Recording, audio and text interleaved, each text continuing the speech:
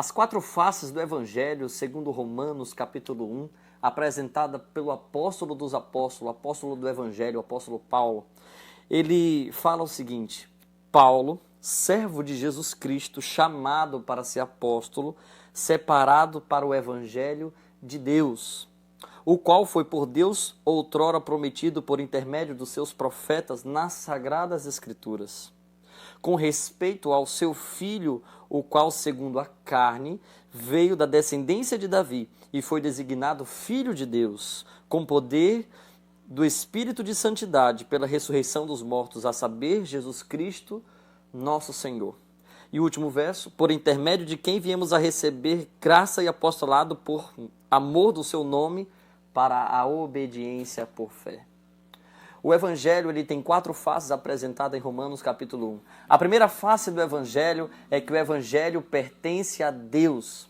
O Evangelho ele foi providenciado por Deus.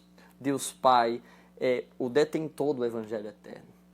O Evangelho ele é encontrado, a segunda face agora, é encontrado em uma única fonte, um único lugar, na Bíblia. Nós encontramos o Evangelho nas Sagradas Escrituras, não na filosofia, não na ciência.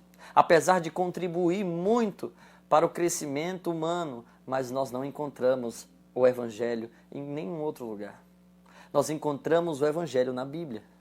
E o Evangelho, ele fala a respeito de uma pessoa. A terceira face do Evangelho é que ele fala de Jesus. E ele é sobre Jesus em duas características. A Bíblia diz que veio segundo a carne. Quem veio segundo a carne? Quem foi encarnado? Jesus Cristo. Ele é 100% humano.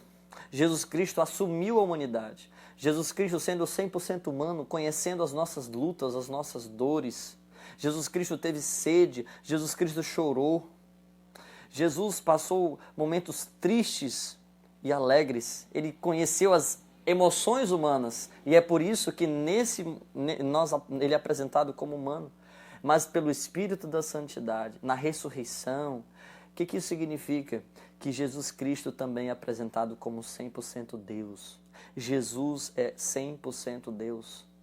Era o único capaz de substituir os nossos pecados. Ele foi enviado do céu para nos resgatar. Jesus é o Filho de Deus, 100% Deus. E nesse momento nós encontramos a última face do Evangelho, a quarta face, no versículo 5. Qual é a finalidade do Evangelho? Para a obediência por meio da fé. Nós não devemos nos envergonhar do Evangelho eterno que está aqui nesse livro.